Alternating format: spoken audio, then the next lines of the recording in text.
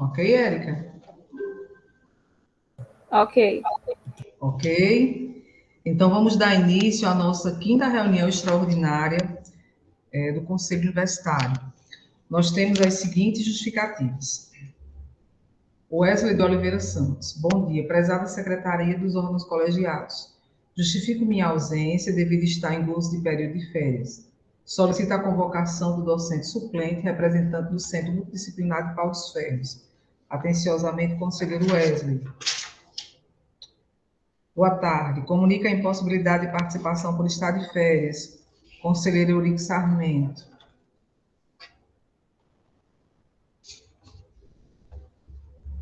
Conselheiro Lázaro Luiz de Lima. Justifica a ausência também por estar em pleno gozo de férias. Prezada secretária, justifico minha ausência pois estarei de férias.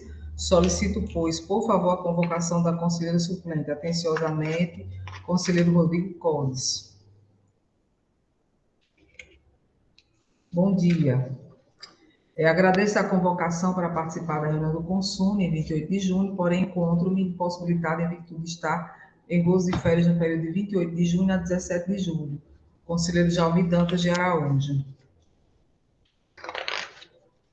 Prezados conselheiros, justifico que não poderei participar da reunião, pois me encontro em gozo de férias. Solicitar só que faça a convocação do representante suplente dos técnicos administrativos. Atenciosamente, conselheira Lélia Nascimento. Prezada Érica, diante das opções, justifica a minha ausência em razão de gozo de férias. A minha primeira mensagem contém em anexo a comprovação. Por essa razão, declinarei o convite enviado por meio do Google Agenda e solicitar a convocação de suplente, caso algum possa participar. Atenciosamente, conselheiro Ulisses. Em apreciação pelo conselho.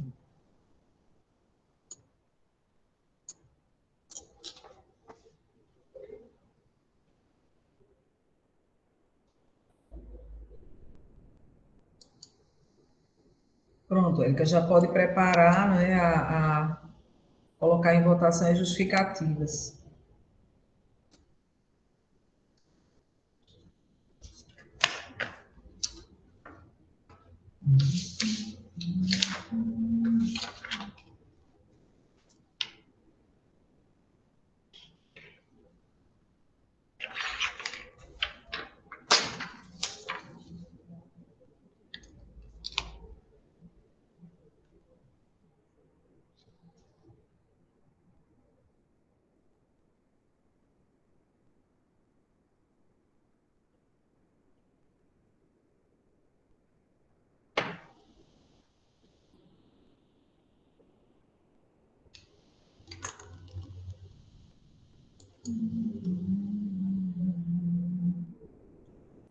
Com justificativas aprovadas por unanimidade.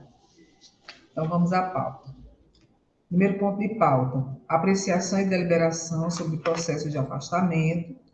Segundo ponto de pauta: deliberação sobre o relato integrado de gestão do ano de 2020, baseado nos pareceres do Conselho de Curadores e da Unidade de Auditoria Interna Audit da UFES. Terceiro ponto de pauta: apreciação e deliberação sobre recurso apresentado por Glauber Barreto Luna, conforme processo número 23.091.006554/2021, dígito 60. Em discussão.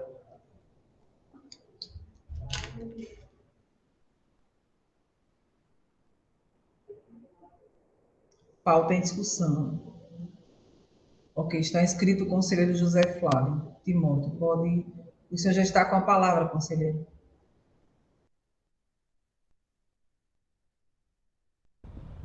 Boa tarde a todos. Boa tarde, senhor presidente, professor Ludmila. Conselheiro, está muito baixo o volume do seu. Está bem baixo. Deixa eu aumentar aqui. Estão ouvindo agora? Melhorou.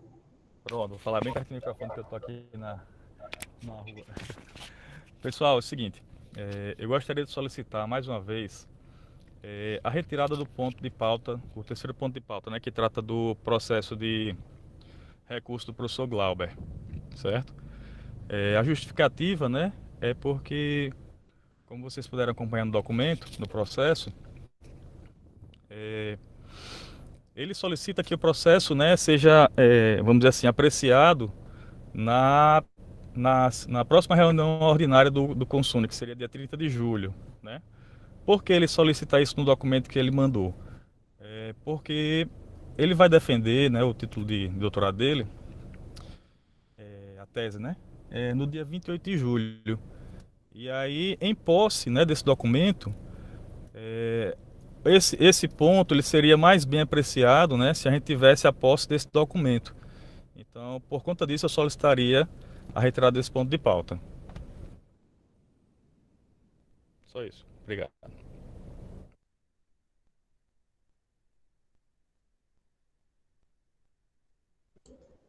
Conselheiro, só colocando o seguinte, que o ponto foi colocado em pauta porque existe um prazo de 30 dias que precisa ser cumprido após a apresentação do recurso.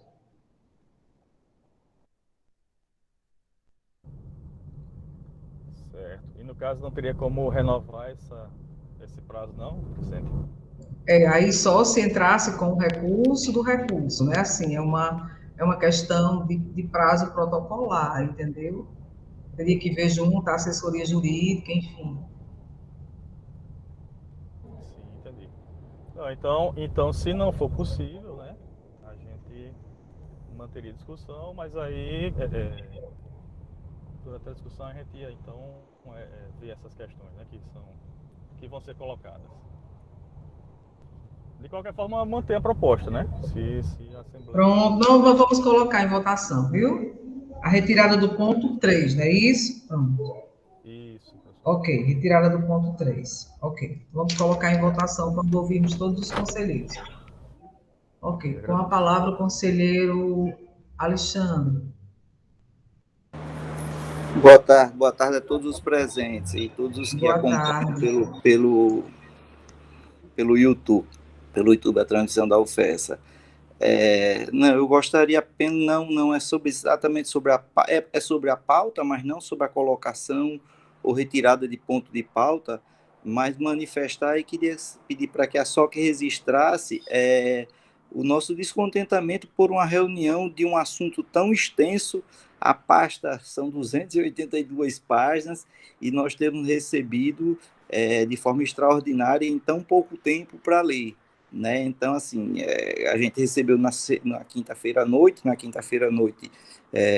eu não abri o e-mail, na sexta-feira de manhãzinha eu abri o e-mail e a gente tem atividades para fazer, a gente tem outras coisas que a gente está fazendo, a gente tem outras programações e para ler com atenção, para ler com cuidado, para participar da reunião do consumo, como é devido, como se deve ser, o tempo não foi suficiente. Então, assim, eu li detalhadamente até uma certa quantidade de páginas, mas não li o documento todo, e é muito complicado a gente participar de reunião dessa forma, é muito complicado a gente ter que fazer as coisas atropelado, fazer as coisas atabalhoado, e eu queria registrar esse descontentamento com essa convocação extraordinária, sendo extraordinária, pode ser com 24 horas, mas dado um documento de tamanha importância e de tamanho volume de coisas que tem na pauta de hoje.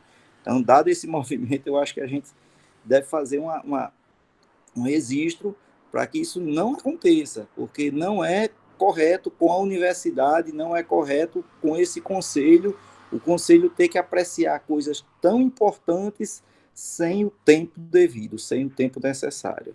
Eu gostaria de fazer esse registro, essa manifestação e esse registro. Conselheiro, o tempo da convocação se deu de maneira, vamos dizer assim, muito, como o senhor colocou, muito em cima do momento, em cima da hora, em função do prazo que nós temos que entregar e em função da convocação do Conselho de Curadores. Na verdade, não dependeu da nossa condição, dependia de passar primeiro no Conselho de Curadores.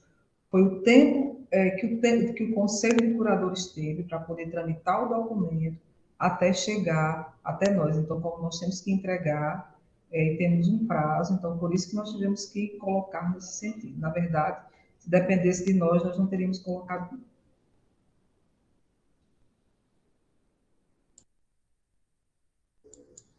Mais alguma inscrição?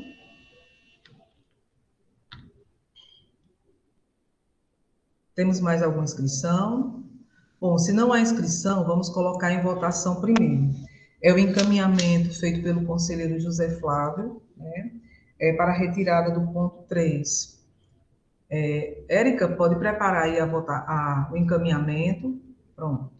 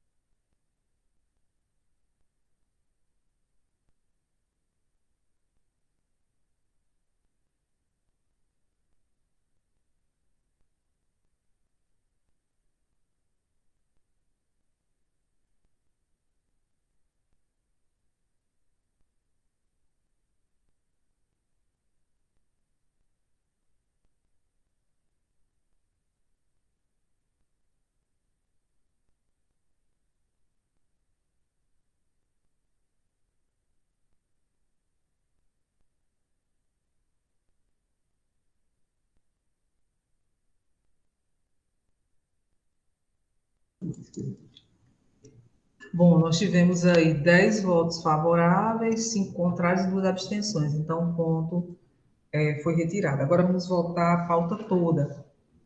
Érica, vamos colocar em votação toda a pauta. Ponto 1, ponto 1, ponto 2. Senhora presidente, me desculpa, mas uma Sim. vez que o ponto foi retirado, qual vai ser o próximo passo? Vai ter que marcar uma nova reunião, porque a gente tem melhor, a reitoria tem um tempo de 30 dias para poder dar o encaminhamento, não é isso, não? Nós vamos conversar com o setor jurídico e aí eles vão tomar as providências, certo? E aí, assim, nesse momento eu não posso adiantar o que é que vai acontecer, conselheiro, porque aí eu tenho que ver, certo? Com a assessoria, viu? Para não falar que nada precipitado, tá bom? Ok, obrigado.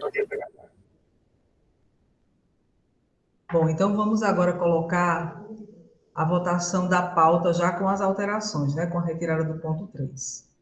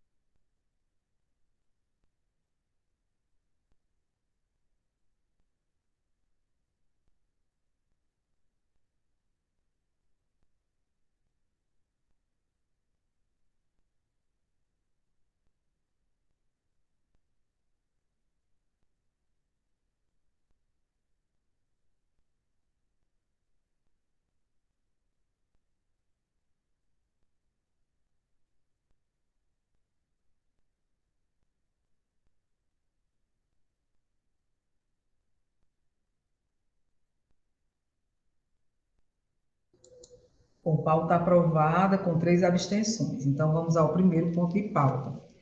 Apreciação e deliberação sobre processos de afastamento. Nós podemos fazer a apreciação dos afastamentos de maneira individualizada. O primeiro de Leonildo Cerqueira Miranda. É em discussão.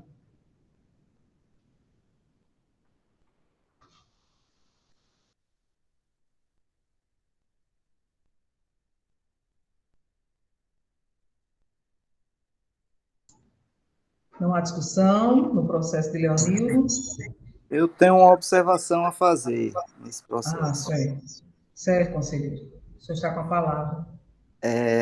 E essa observação que eu vou fazer especificamente nesse processo, de forma pontual, porque é sobre isso que nós estamos falando, mas já deixar registrado que para qualquer outro que venha aí a gente pensar na UFESA e mudar essa prática, esse costume. É. No, no, no despacho da diretora do campus de Caraúbas, é, ela coloca no artigo 4 na página 22, para quem está acompanhando, quiser acompanhar e dar uma olhada aí na, na, no nosso documento do Conselho, para a gente analisar, na página 22 tem o despacho da diretora do campus de Caraúbas, e eu não vou ler tudo para que não fique enfadando, mas está inclusive em negrito, está marcado em negrito, que fica o servidor notificado da referida suspensão para que, caso queira, providencie as cartas de anuência necessárias à perfectibilização de seu afastamento, caso aprovado pelos conselhos superiores competentes. E ela cita a resolução 003 de 2018 do Consune, né? Então, segundo ela, a resolução 003 de 2018 do Consune exige que o docente busque as cartas de anuência dos pares. Indo atrás de ler, eu já havia lido, mas fui novamente atrás, a resolução 003 de 2018 do Consune não reza isso, não manda isso. Então, em nenhuma legislação, em nenhum documento, em nenhuma lei, manda que o docente, e aí eu sempre coloco o docente, seja o docente, seja o técnico administrativo, mas que o trabalhador, porque nós somos trabalhadores, nós somos da classe proletária, embora nós sejamos de uma classe proletária pensante, mas nós somos trabalhadores, que o trabalhador é quem deve pedir a anuência dos pares para ele sair. Não existe isso, é uma relação de trabalho. Se o professor, se o técnico administrativo, se o professor preenche os requisitos, ele não tem que estar pedindo favor a colega para poder o colega assinar uma anuência e ele se afastar, não. Então, isso não está em nenhuma legislação, isso não está, inclusive, na resolução citada no despacho, mas isso tem sido utilizado. Então, quem tem que fazer essa distribuição de carga horária, caso seja necessário, a própria resolução 003 de 2018 diz, lá no artigo 9º, no inciso 1º, que é o centro, nesse caso, deveria significar, ou significa, de forma muito objetiva, o diretor do centro. Então, é o gestor quem faz essa distribuição, é o gestor quem tem a responsabilidade de caso haja um afastamento de um docente e ele veja que não tem professor substituto, é o gestor que cabe fazer a distribuição da carga horária pelos docentes que fica, porque ele tem essa visão. E não um professor, o técnico administrativo, eu estou falando novamente como trabalhador, o docente ou o trabalhador está aí atrás de pedir aos pares para assinarem suas cartas de anuência para eu poder sair, para essa pessoa poder sair. Então, faça esse registro que está no despacho, há um erro no despacho e que isso não está previsto e que a gente bana esse tipo de coisa da universidade, porque não pode a gente criar coisas fora dos normativos ou criar coisas para dificultar as pessoas sem estar devidamente, sem ser devidamente necessário. Então, faça esse registro.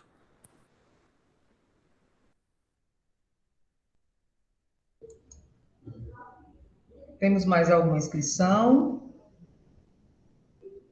Bom, se não há mais nenhuma inscrição, nós vamos colocar em votação este afastamento e em seguida apreciaremos o outro.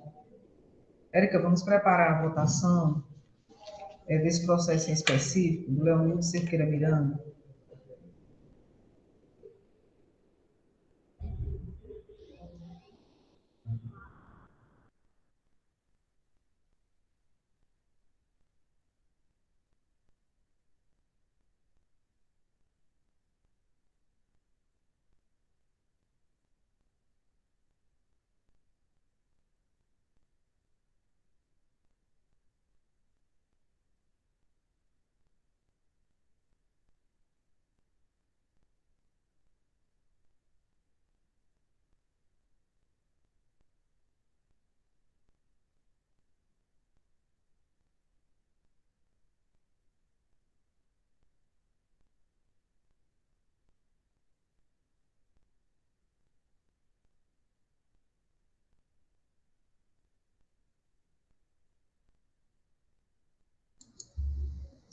Aprovado com uma abstenção.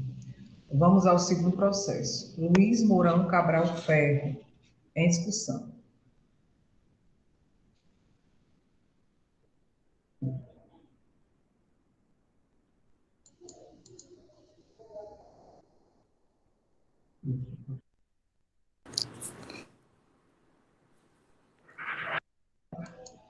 Vocês poderiam, deixa eu só verificar aqui. Érica, você pode organizar aqui as inscrições? Pronto, primeiro o Hudson, e em segundo foi o conselheiro Alexandre, é isso, conselheiro Hudson, e em segundo, e depois, em seguida, o conselheiro Alexandre.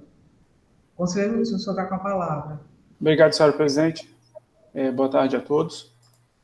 No meu comentário não vai ser nada que impeça a saída do professor Luiz Mourão, mas é só uma observação. Na página 49 da pasta, diz que haverá uma obtenção de título de pós-doutor. Contudo, ao contrário da pós-graduação, que tem especialização em estrito sensu, tem mestrado, doutorado, o estágio pós-doutoral, ele não corresponde a um grau acadêmico. Ou será que eu estou enganado?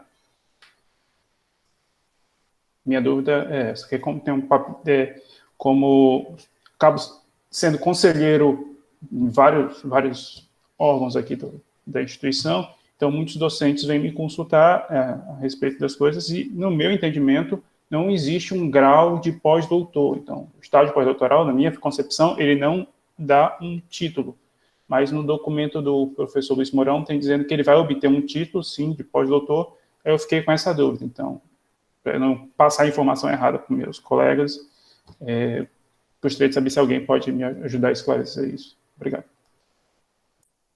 Conselheiro, inclusive, os conselheiros aqui já colocaram aqui, o conselheiro Luiz Sado já colocou que o senhor está correto, o conselheiro Marcos já colocou que não é titulação, e realmente não é titulação, não é apenas um estágio.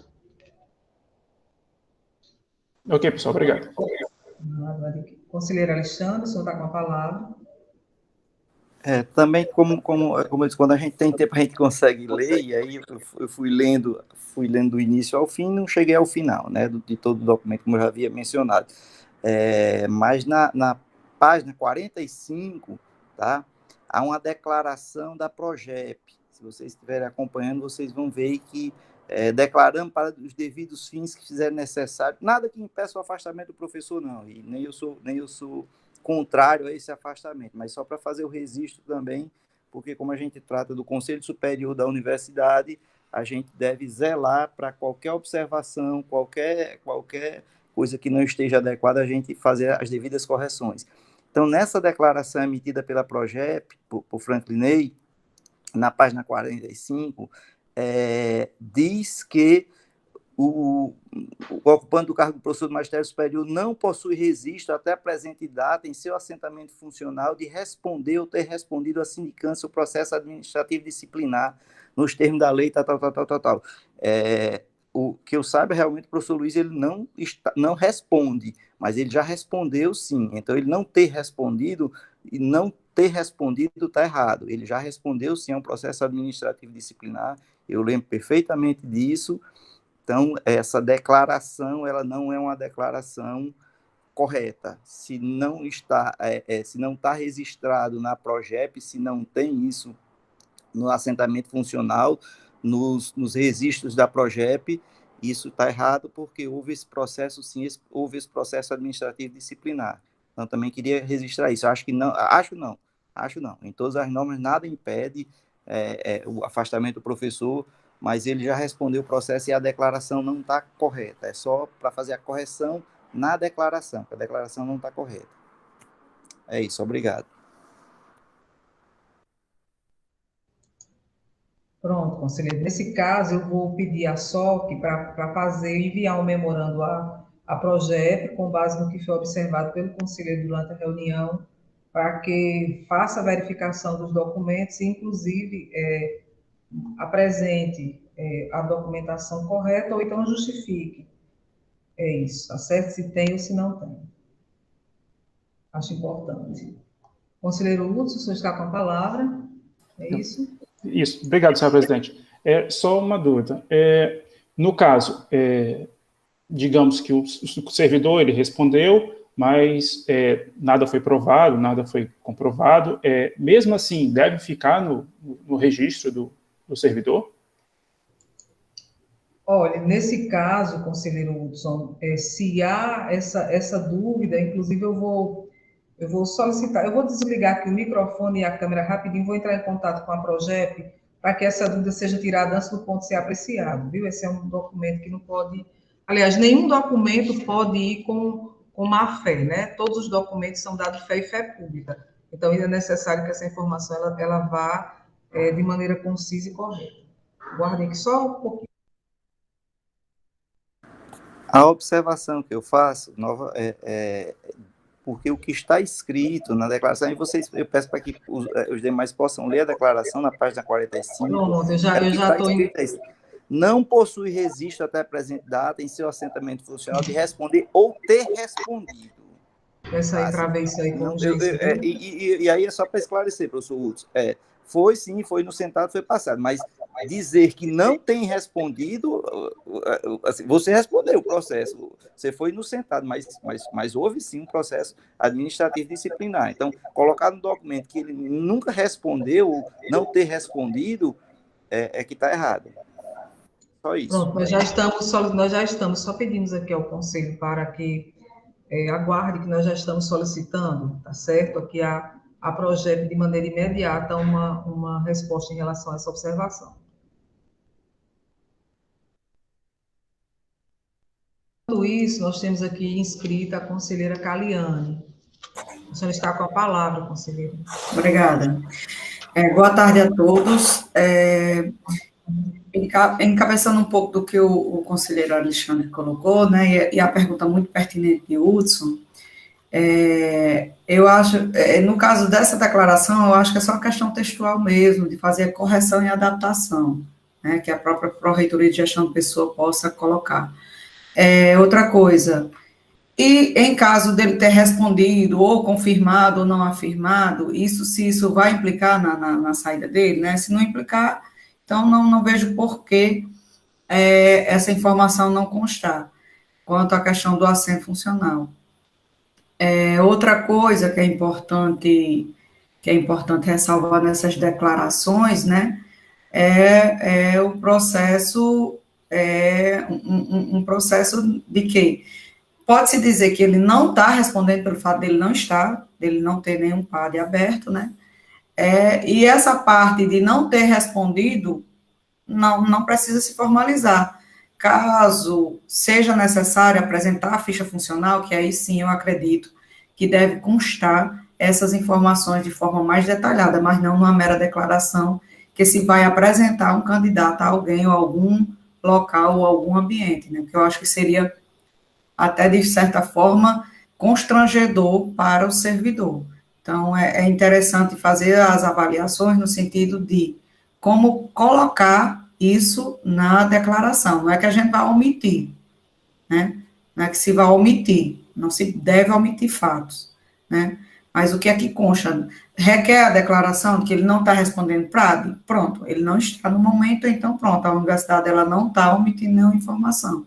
Né? Agora, se o pós-doutorado, se a seleção requer que ele nunca tenha respondido, aí sim é necessário que se tenha nessa declaração. Acho que é só uma questão de textualizar melhor, contextualizar melhor essa declaração para todos, né? Que sirva para o docente que está em questão e que sirva para os próximos que sejam solicitados, né? A Pró-Reitoria de Gestão de Pessoas.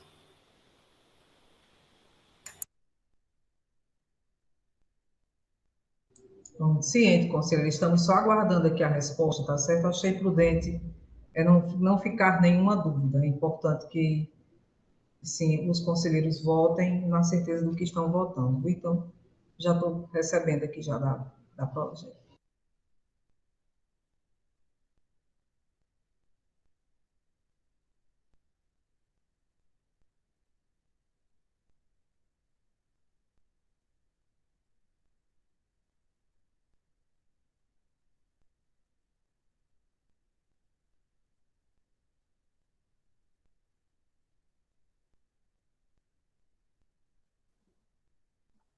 Boa tarde. Se me permite, senhora presidente, enquanto está em silêncio, eu consultei a resolução de afastamento Sim. e vou Sim, até copiar conselheiro, aqui no, sim. Pronto, tá colocar certo. aqui no chat. Realmente eu não sei responder às dúvidas que foram suscitadas, mas só para esclarecer, no inciso 3º do artigo 5º da nossa resolução, aprovada por esse Conselho, resolução Consúnio FESA 3/2018, diz que é uma das condições para a concessão do afastamento, os docentes que não estiverem respondendo à sindicância, PAD, ou cumprindo penalidade administrativa. Então, talvez a informação importante é É, se ele está respondendo ou não, ou se ele está cumprindo ou não penalidade administrativa. Se ele já respondeu um dia na vida funcional, talvez isso nem precisasse constar no texto. Então, acho que a observação do professor Alexandre é importante. E para a gente mirar na resolução, o que a gente precisa saber é isso. Se os docentes estiverem respondendo à sindicância, processo administrativo disciplinar, ou cumprindo penalidade administrativa, que seria a suspensão que se propaga no tempo, né? Você fica suspenso por algum período por penalidade administrativa, então você está cumprindo a penalidade.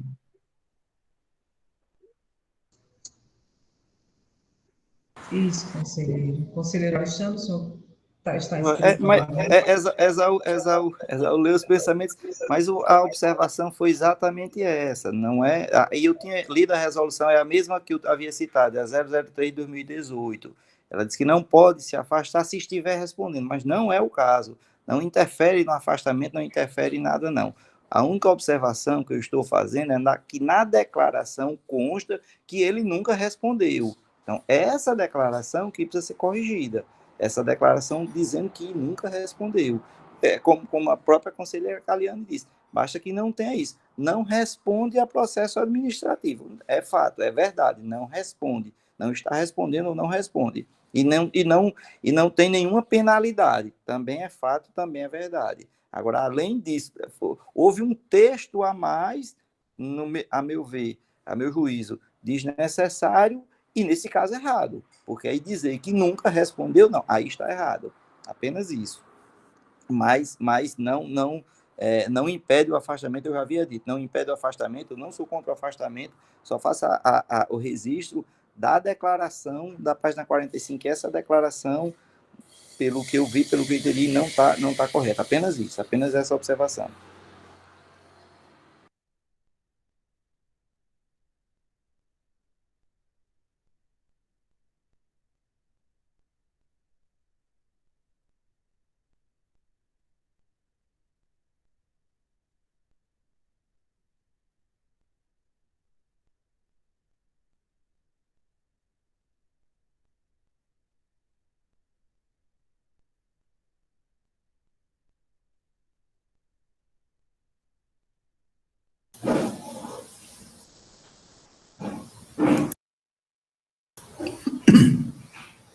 Paulo Davi, o senhor está inscrito, já está com a palavra. Resolveu aí? Pois não. Boa tarde a todos. Eu acho que a exposição do artigo deixa bem claro uma coisa. No entanto, a observação quanto a não ter respondido, é algo muito estigmatizante. Quer dizer, alguém pode ter respondido, ter sido absolvido e até tido demonstrado uma inocência, digamos assim, merecendo até, às vezes, como não raro, acontece até processar quem o colocou nessa situação. Então, eu acho que realmente é essa colocação, colocando um fato pretérito, que não deve ser condição impeditiva, até porque é uma questão de princípio. Se ele, mesmo que ele tivesse respondido e tivesse sido penalizado e cumprido, ninguém pode pagar 2 vezes pela mesma coisa. Porque nós já estamos cansados de pessoas que diferem um princípio, inclusive, né, de que ninguém pode pagar 2 vezes a mesma coisa. Então, da forma realmente como está redigido, realmente seja dizer que fica o estigma, quem quer que tenha sido indicado, respondido a um processo. Até porque sabemos que muitos são levados em outros campos também, até com denunciação caluniosa, e na administração pública também é comum acontecer isso, né? Acontecer, por vezes, né, a pessoa responde a processo sem necessidade alguma, né? Às vezes somente por questões políticas até mesmo, né? E negando-se muitas vezes o direito de defesa. Então, acho que essa observação é importante da colocação do verbo aí. Era só isso. Obrigado.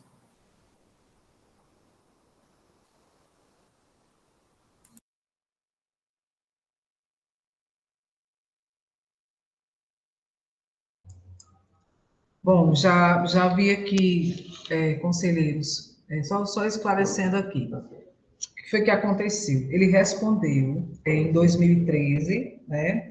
E conforme o pró-reitor adjunto Franklin nos esclareceu, conselheiro Alexandre e demais conselheiros, foi que, nesse caso de 2013, foi feita a conclusão e aí já ultrapassou, né, o tempo exatamente tendo sido prescrito. Então, nós já passamos aí dos 5 anos que poderia estar constando lá na ficha funcional. Então, conforme foi visto, já não há mais necessidade de dizer que respondeu. A questão foi essa. Então, não há nenhuma, pelo que o pró-reitor colocou, não há nenhuma, vamos dizer assim, a declaração não está errada, né? A declaração não está errada. É porque já justamente prescreveu o tempo que constava lá na ficha funcional dele.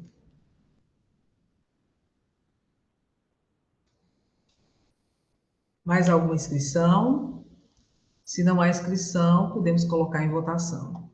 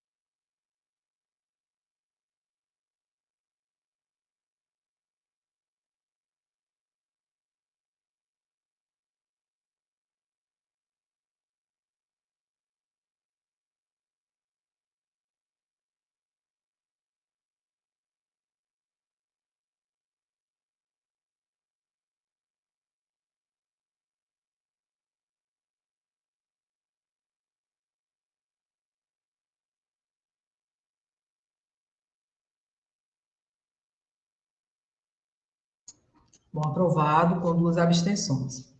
Vamos ao segundo ponto de pauta.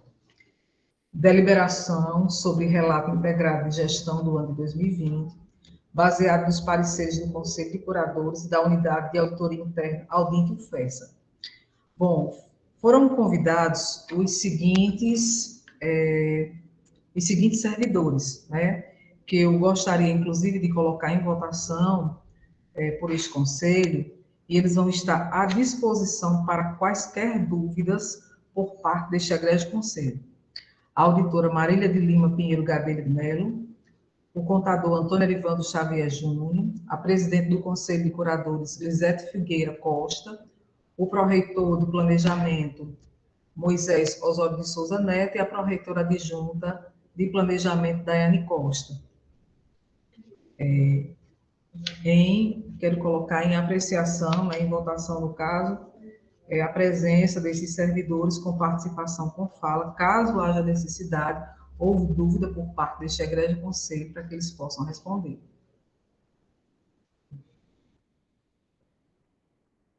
Conselheiro, o senhor tem... Sim. Na verdade, eu ia fazer essa observação também. Nada contra, eu já declarar o voto, nada contra a participação.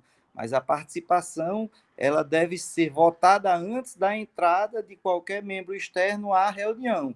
E, no caso, os membros que foram citados, os convidados da reitoria, já estão participando sem que antes o Conselho tenha votado essa participação. Então, só para fazer esse registro também, já está havendo a participação, a qual eu digo, eu também acho que deve haver, sim, sem nenhum problema, nada contra, eu vou voltar para que participem realmente, mas eles não foram aprovados a participação deles na entrada da reunião. Eles entraram na reunião e agora depois é que a gente vai aprovar. Isso também é um procedimento que, a meu juízo, não é correto, não está correto. Só essa observação. Érica, pode abrir a votação da participação com fala, caso haja necessidade.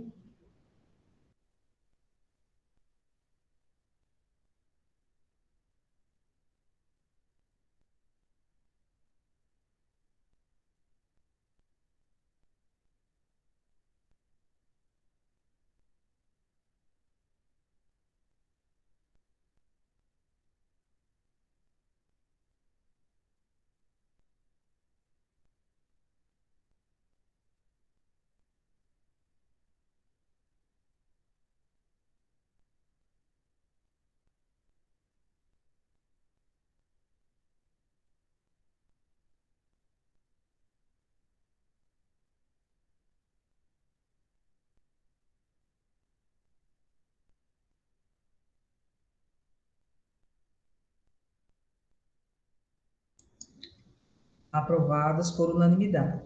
O ponto está aberto em discussão por este Conselho.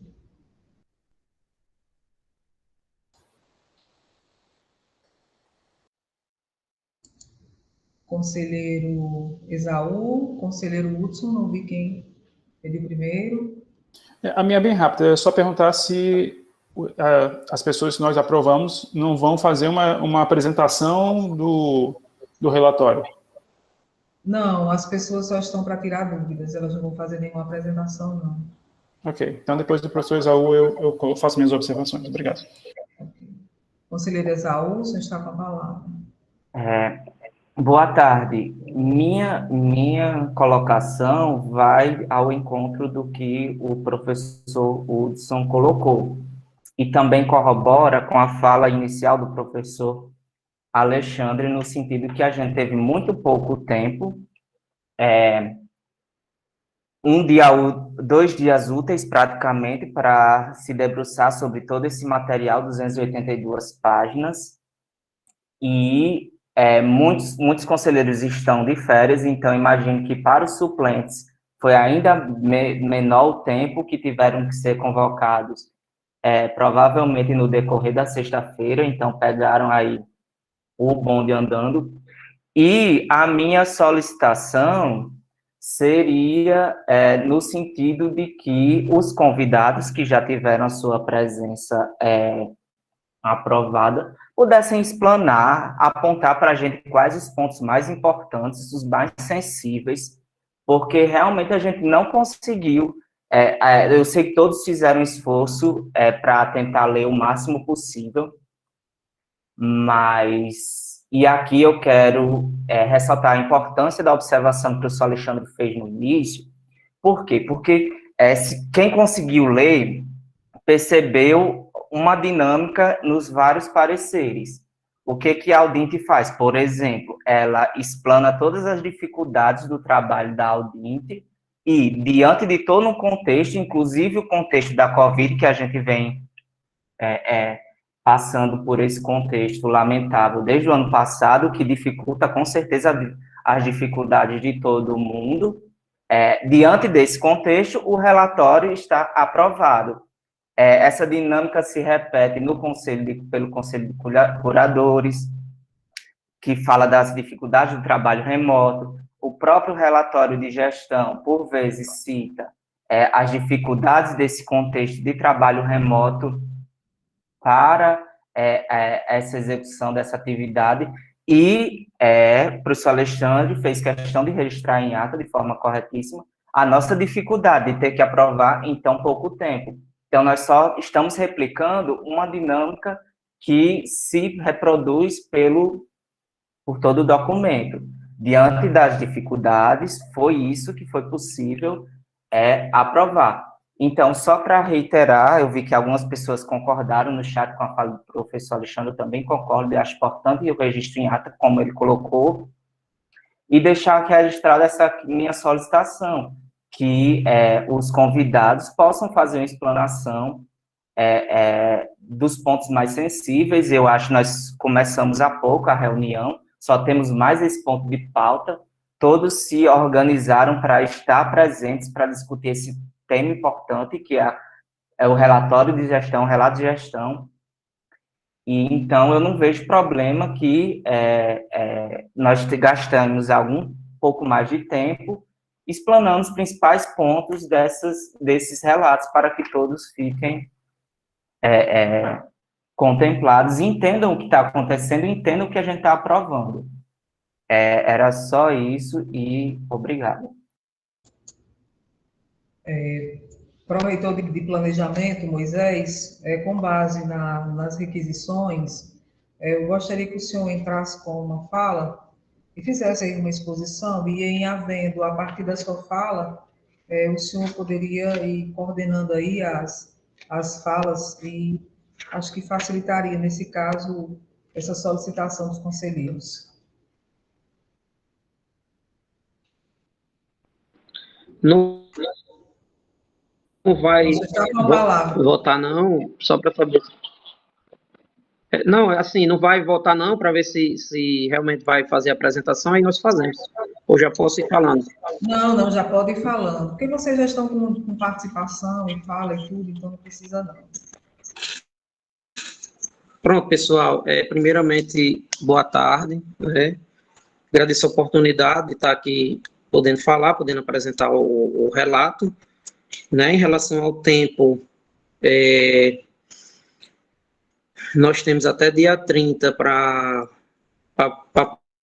publicar, após a homologação do consórcio, os pareceres, dia 30 desse mês, né? Teve algumas coisas solicitadas pela Conselho de Curadores, que nós tivemos que corrigir, colocar nos moldes, então houve um trabalho também do Conselho de Curador durante um período, que culminou terminando agora o parecer dele saindo essa semana.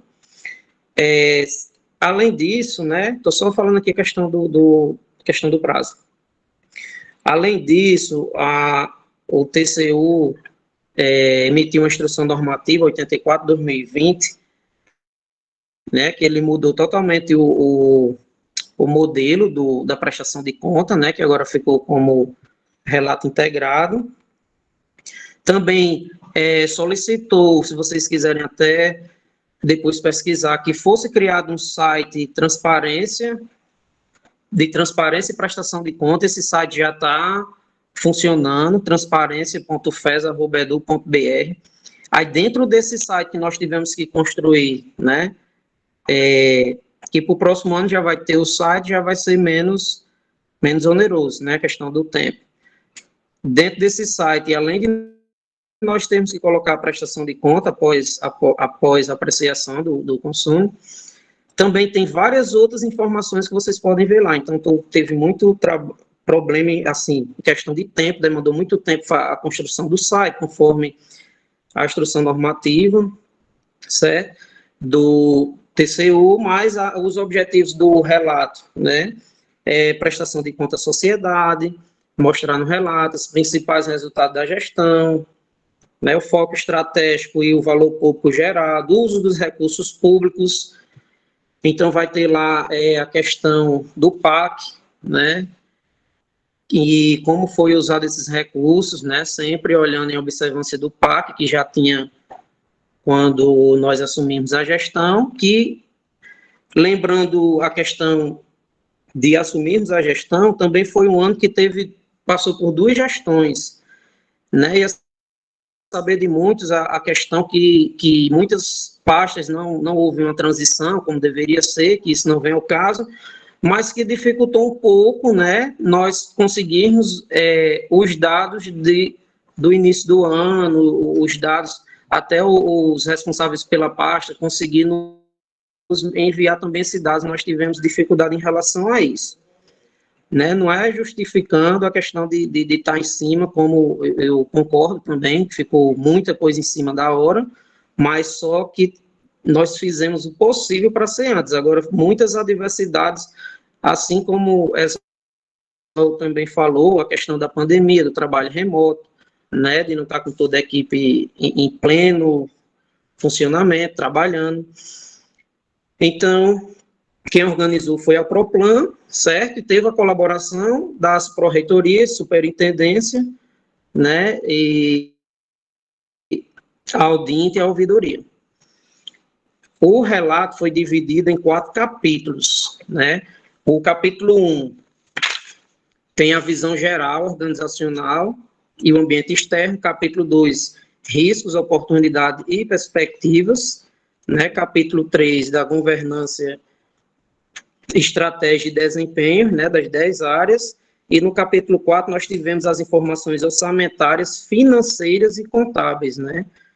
Tanto que também convidamos o contador Erivando, porque ele participou de todo o processo contábil do ano todo, né? Das 2 gestões que tiveram no ano. Então, qualquer dúvida, ele pode tirar tanto da gestão anterior como dessa gestão. No mais é isso, a questão do relato é mostrar mesmo como foi gastos os recursos, os índices, qual o benefício para a sociedade, né? Como se o PAC, o que foi previsto no PAC foi cumprido, como foi cumprido, quais as metas atingidas por cada pró-reitoria. Por isso nós precisamos do trabalho de todas as pró-reitorias em conjunto. No mais, o Conselho de Curadores, né, que tem a capacidade técnica para emitir o parecer, né, teve algumas reuniões e deliberaram por algumas alterações, e nós fizemos as alterações até que ficasse de acordo com o CC pediu, a fim de que obtivéssemos o parecer favorável. No mais, Daiane também participou das 2 gestões. Se tiver algo relacionado à gestão anterior, também ela pode dar alguma palavra. Lisete foi convidada para tirar dúvidas sobre o parecer, né? E Marília também sobre o parecer da Audinte, porque, assim, como nós temos, até na resolução fala que nos basearmos no parecer, eu achei interessante que elas viessem também tirar dúvida do parecer para o consumo. Então, foi até a iniciativa convocá-las, eu acho importante, porque também se alguém tiver dúvida sobre o parecer da Audinte e do CC, que são quem tem a capacidade técnica para aprovar a prestação de conta, dar parecer favorável ou não, elas estão à disposição para tirar dúvida também. Obrigado, presidente. Bom, acho que a gente poderia agora pedir para que a auditora Marília fizesse também uma breve fala sobre o seu parecer.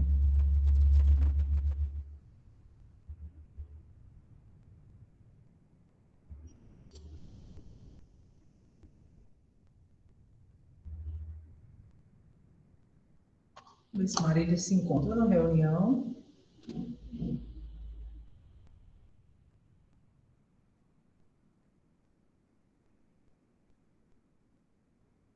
Deixa eu ver aqui se Marília se encontra na reunião. Caso ela não esteja com alguma dificuldade, a gente pode ver aqui a presidente do Conselho de Curadores. Lisete.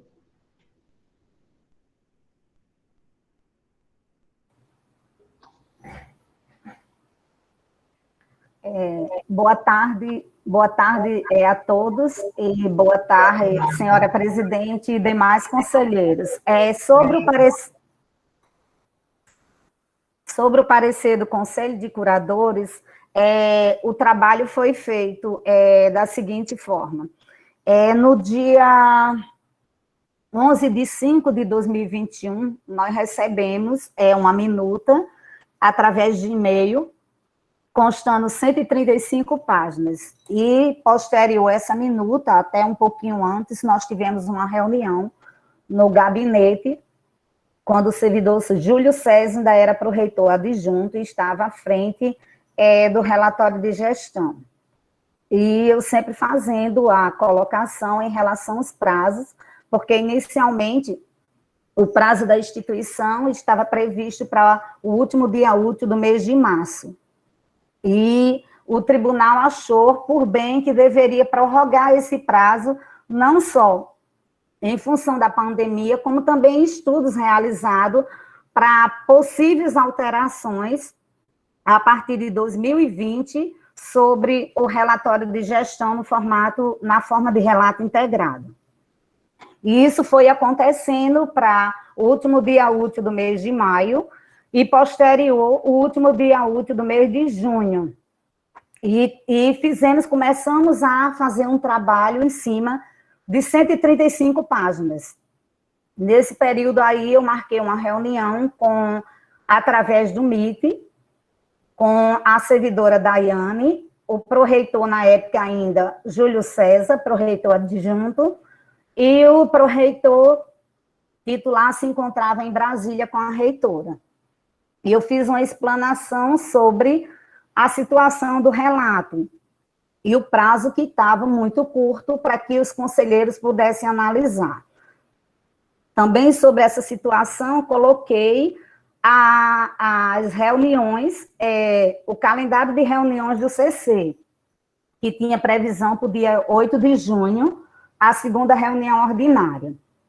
Como não recebemos nada, foi encaminhado para o CC essas 135 páginas, para que a gente pudesse se pronunciar e ter um prazo para análise e posterior devolução desse conteúdo analisado para o Conselho de Curadores, para que a gente pudesse emitir o parecer.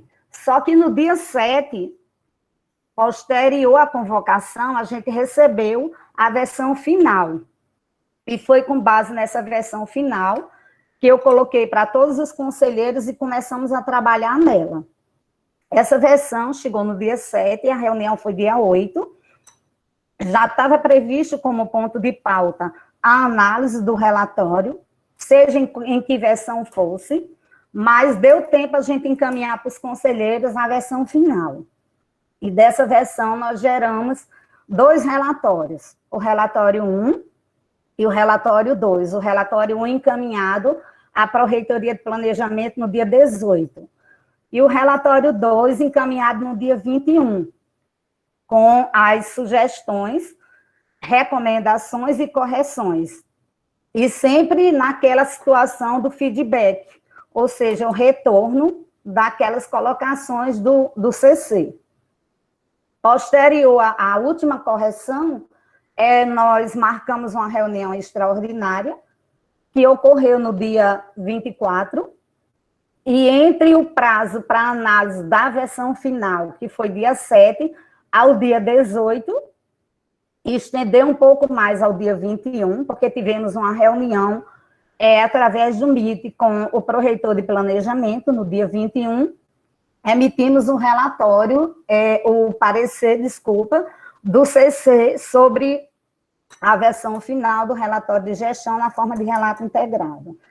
E tudo que foi possível ser corrigido, foi corrigido e sanado as inconsistências através da Pró-Reitoria de Planejamento, que é a unidade prestadora de conta na instituição.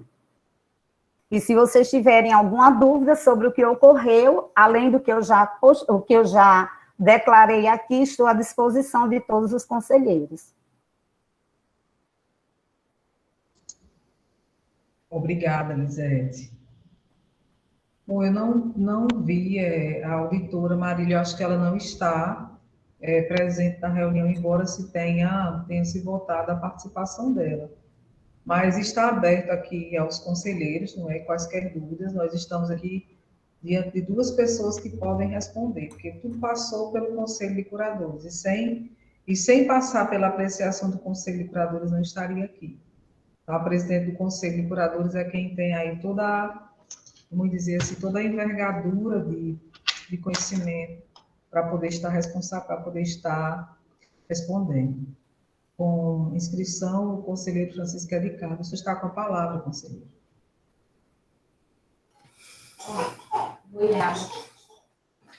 Boa tarde a todos e todas. Boa tarde.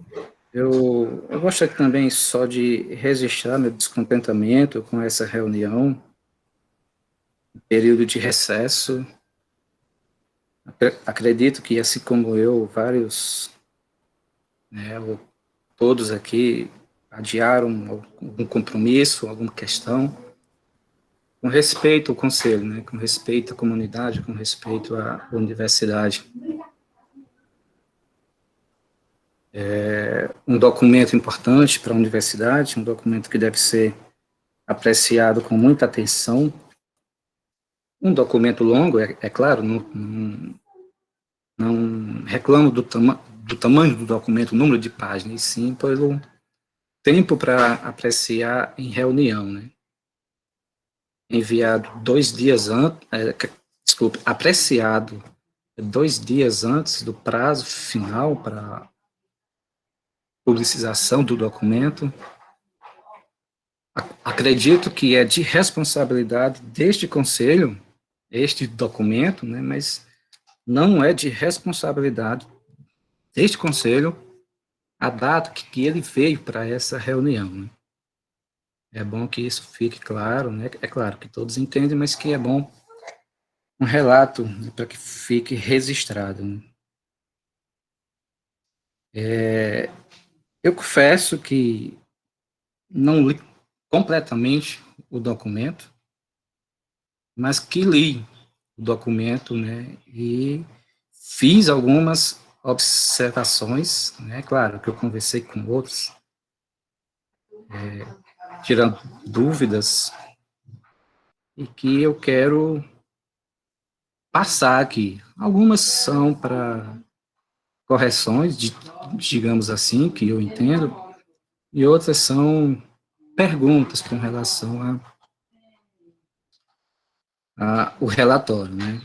Bom, eu gostaria de começar especificamente na tabela da página 201 do documento do Consune, né, se for do relatório, é a página 121, e eu vou me prender a essas questões aqui com relação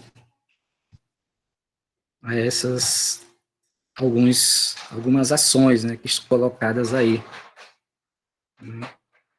Por exemplo, na ação 8282, se vocês já estão com o documento aí, que é reestruturação e modernização das instituições federais de ensino superior, está colocado na tabela que, desculpe, o valor previsto é de 2.921.000, né? E foi gasto realizado, como está colocado, de 2.909.000, e o valor em porcentagem aí está 102%. Perceba que o valor gasto, o valor realizado, é menor que o valor previsto. Então, não pode ser maior do que 100%. A porcentagem aí, né? Então, eu acredito que isso foi um equívoco, né? Se o valor realizado é menor do que o previsto, então é menor que 100%. E aí está 102%, né? Então, eu acho que isso foi um equívoco com relação à digitação do documento. Outra coisa é na ação 21CO, né? Enfrentamento da emergência com relação à pandemia. Na coluna do valor previsto, né, ele está 0. E na linha do valor realizado, ele está 99,993. E a porcentagem de execução aí, né, entendo que a porcentagem de execução está 99,6%. Mas na linha, o valor previsto está como zero. Mais adiante no texto, eu li que esse valor equivale a, se eu não me engano, a 100 mil reais, eu acho, algo assim. Então, mas eu acho que esse valor é para estar aí na tabela, porque é o valor previsto, né? Não existe 99% de zero. Então, essa comparação, acredito que deva aparecer aí na tabela, para ficar mais coerente, né? Outra questão é a ação 4572, né, que é a ação de capacitação de servidores, né? É claro que nós tivemos um ano atípico, um ano realmente que mexeu imprevisivelmente com todo mundo, instituições, né? Diz que aí aparece, né, que foi executado, né, apenas quase metade. E o que aconteceu com relação ao recurso restante, onde foi aplicado, onde foi colocado, enfim, ou foi devolvido, o que aconteceu com esse recurso aí de sobra, digamos assim. Não era possível, de forma alguma, aumentar mais essa porcentagem de executar, aumentar a capacitação de alguma forma para os servidores, mesmo na pandemia. Outra ação que eu anotei aqui é a ação 20GK, que é a ação com fomento, né, a graduação, a pesquisa, a pós-graduação, extensão, né, e que foi executado 61%, né, quer dizer, aí um valor superior a 200 mil que não foi gasto, né. É claro que a gente viu editais de extensão com relação à pandemia, quer dizer, aqueles editais não dava para aumentar o valor do edital, não dava para ter um edital interno de pesquisa, outros editais de extensão, né, com recurso, com aporte de recurso maior, porque 200 mil reais, eu acho que é muita coisa.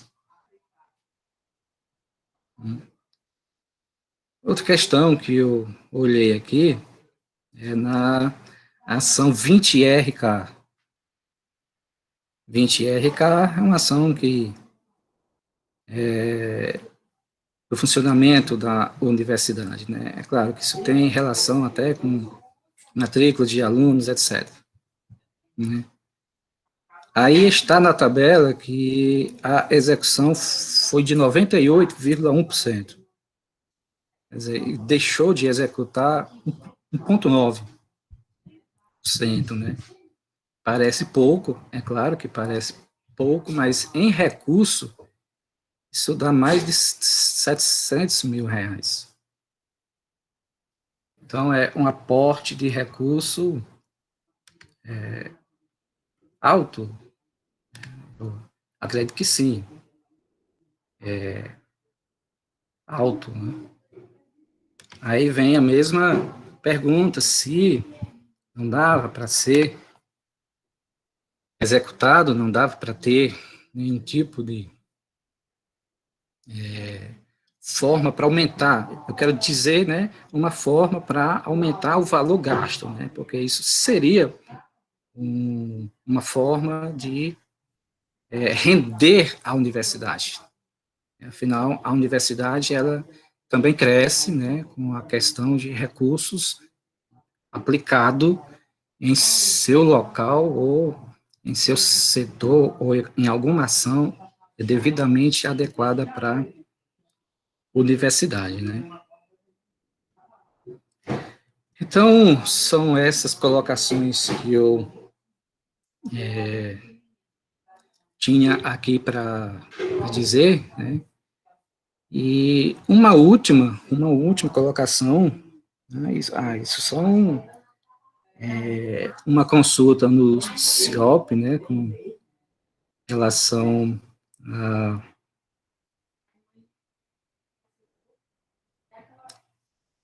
com relação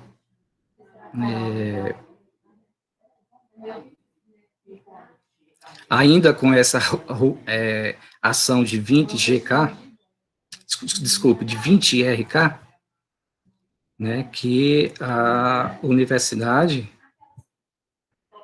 né, teve uma adotação anual por parte, né, claro, da gestão, de R$ 806 mil, né, e mais uma partezinha.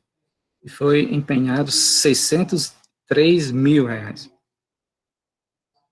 Aí existe um aporte de mais de R$ 200 mil também. Então, o que se fica aqui, meu questionamento, eu me prendi mais a essa parte de recurso, de valores, tá? Então, aqui tem recursos, digamos assim, que acho que ultrapassam R$ 1 milhão, recursos que deixaram de ser aplicados na universidade, né? E como eu disse, eu acho que recurso bem aplicado na ação correta e adequada é uma forma de fazer crescer a universidade, tá? Então, são essas minhas colocações, né? E aqui eu estou para ouvir, tá? E peço desculpa pela a minha filha, né? Eu estou num local assim, não reservadamente adequado para não ter barulho externo, tá? Então era isso, minhas colocações. Obrigado, presidente. Obrigada, conselheiro, pelas observações. Eu já vou passar aqui para o pró-reitor de planejamento, o professor Moisés, para que ele possa responder ponto a ponto das arguições feitas pelo conselheiro. Pronto, vamos lá. Primeiro, a questão da previsão para ações em combate à Covid, né? Não tinha como ser feita uma previsão, porque a lei, né, e a PELOA foi de 2019, então não tinha, quando foi feito na época, ninguém sabia que ia ter a pandemia, nem gasto com a Covid, por isso que não teve a previsão, porém depois teve a execução desse valor de 100 mil, né, que o conselheiro bem explicou, certo? Explicando a questão de estar 0% lá no previsto. A questão da 20RK, certo? A 20RK de disponibilidade da instituição foi toda executada. Essa parte da 20RK, que também foi, que o conselheiro questionou, se refere ao que é oriundo da nossa arrecadação, da fonte 8250, e como não houve arrecadação, devido à pandemia e nós não estávamos recebendo aluguel em 2020 dos restaurantes universitários, das lanchonetes, então não houve arrecadação, como essa previsão era para gastar com dinheiro arrecadado, não teve o recurso, não teve como executar, certo? A questão da capacitação, a Progep explica lá no 15.4, né? Por que não foi feita a questão da capacitação, mas tem aí no relatório, que aí foi, como a gente não pode tirar dessa rúbrica aí gastar com outra coisa, né, e da execução da Progep, a Progep explicou lá no 15.4 do relatório. O que eu me lembro foi isso, os questionamentos do conselheiro.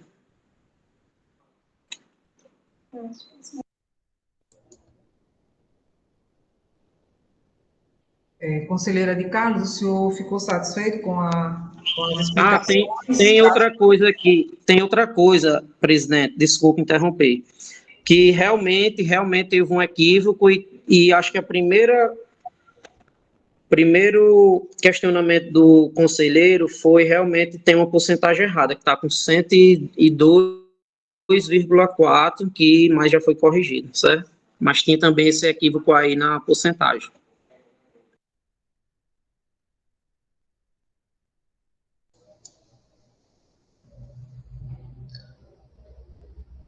Conselheiro Hudson, o senhor está inscrito, é isso? Senhora presidente, eu já não ia nem mais considerar, não, mas meu lado orientador está falando mais alto aqui. Eu sou mais acostumado com livros, com artigos científicos, com dissertação, não sou tão acostumado com o modelo de relatório. Mas no tipo de literatura que eu estou acostumado, figuras, gráficos, elas sempre recebem uma numeração. Uma imagem ela não pode simplesmente aparecer no texto, né? Ela deve ser chamada, ela não pode simplesmente aparecer na página, ela deve ser chamada dentro do texto. E uma imagem, quando a gente usa, é para ilustrar ou auxiliar na compreensão de algo que está sendo dito. Contudo, do jeito que está no relatório, dá a impressão de que muitas das imagens que foram utilizadas foram simplesmente para decorar o relatório, né? Muitas delas, você, ao ver a imagem, você não consegue entender muito bem do que se trata. Tem trocentas páginas aqui, tem a 94, tem a 155, 157, 166, 142, 143, 148, enfim, tem várias páginas aqui, eu não consigo nem chamar elas por um nome, porque não foi atribuído o nome. Então, eu, como orientador, eu já estaria reclamando com o meu orientando ou se eu estivesse numa banca a respeito disso. Então, para a compreensão dos próximos relatórios, eu solicito que esse tipo de coisa seja corrigido, né, que seja chamado no texto a figura, que a figura seja numerada para a gente poder entender, e que a figura não seja apenas um mero penduricário, né, um mero instrumento decorativo de um texto. Por exemplo, se eu pego na página 94, eu não sei o que essa figura quer dizer. São 4 quadrados, um verde, um laranja, um azul, um com nome visão, um com nome missão e outro com nome valores. O que isso quer me dizer? Onde é que isso está sendo chamado do texto? Não tem canto nenhum. E essa figura não agrega para mim nenhum tipo de informação útil para a compreensão do texto. É só um instrumento decorativo. Enfim, é só um desabafo do meu lado orientador. Obrigado. Outros eu entendo, viu? Entendo, e assim, essa questão de numerações, figuras e tabelas foi uma coisa até que ficou assim matutando na nossa cabeça aqui, porque o pessoal não usa isso mais nos relatos, prestações de conta, mas eu também estou em fase de elaboração da defesa de tese, vou até defender, se Deus quiser, próximo mês o projeto, e eu achei necessário, e já falei com a equipe, o pessoal tá numerando as figuras, as tabelas, e para poder fazer referência, porque para não parecer que tá uma coisa solta e ficar de melhor entendimento, viu? Isso aí depois vocês podem até conferir lá quando a gente publicar no site transparência.fesa.edu.br.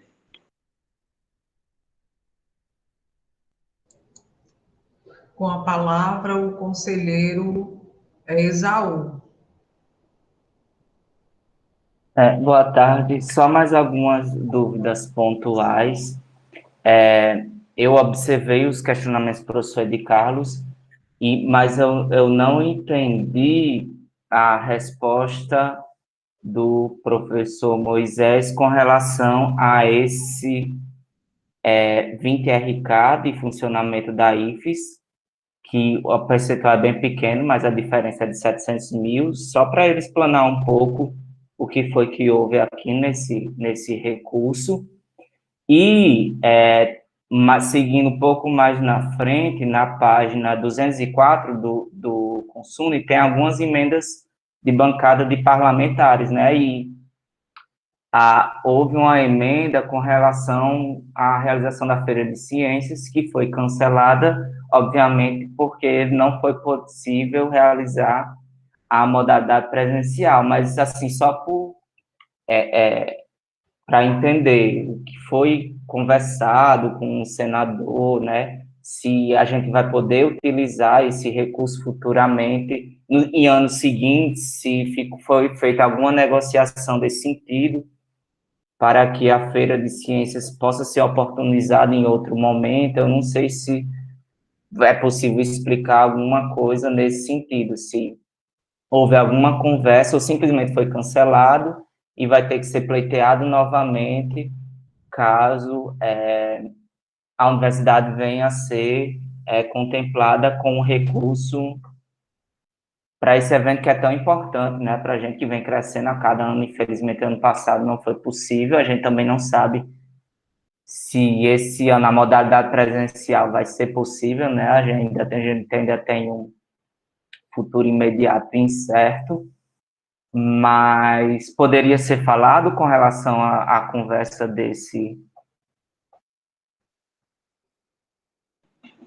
com o Senado da República, e você me perguntou, não, foi a de Carlos que perguntou, certo, era só esses dois pontos. Isso aí. Pronto.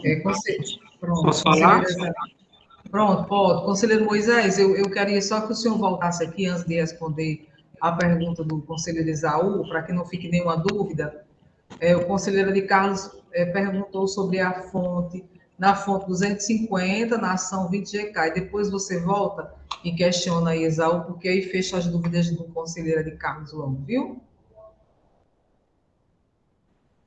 Pronto.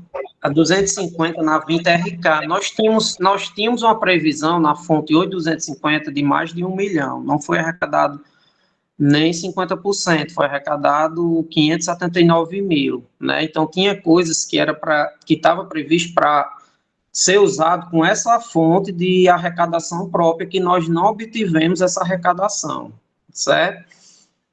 Em relação à emenda de 250 mil, Exaú, foi, vamos dizer assim, uma preocupação minha, né? Porque não houve a Feira de Ciências, devido ao formato na época era presencial, e isso era para a execução da Feira de Ciências, foi até do senador Stives, né? Então,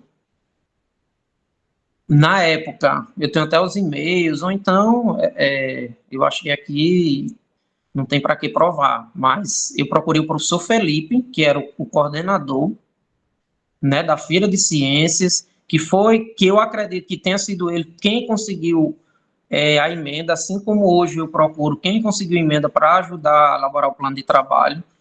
Procurei o professor Felipe e nos sentamos para tentar destinar essa emenda que diretamente também beneficiasse a Feira de Ciências. E o professor Felipe disse que tinha um laboratório que precisava de reforma e tudo. Nós fizemos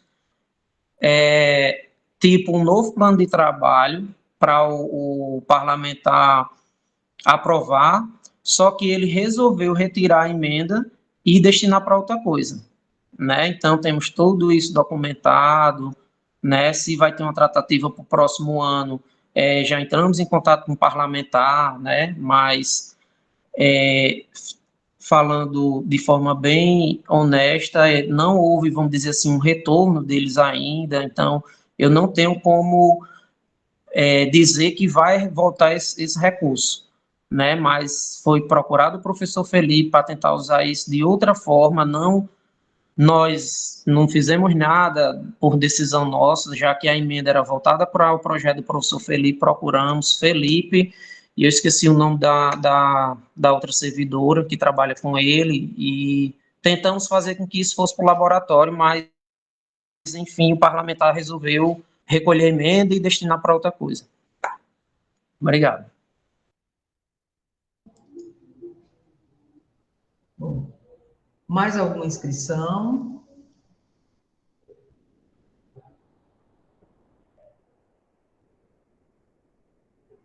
Bom, se não há mais nenhuma inscrição, né, podemos colocar em votação.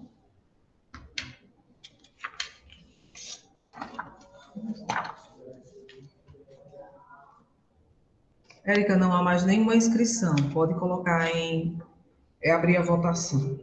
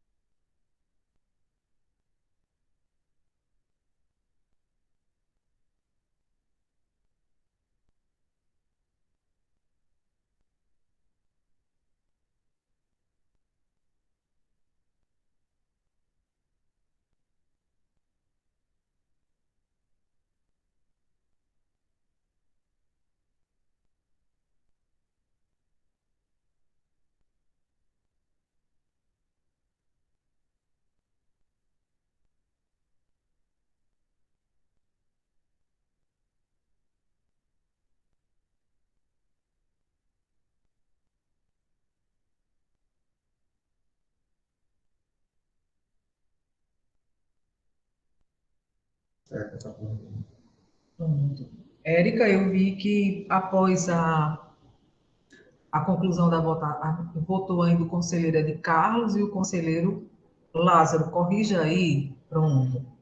Então, nós tivemos aí 9 votos favoráveis, 2 votos contrários e 6 abstenções. Bom, então, reunião encerrada, né? Desejo para vocês uma boa tarde, vocês tenham saúde, tenham paz e um bom período de recesso. Muito obrigada.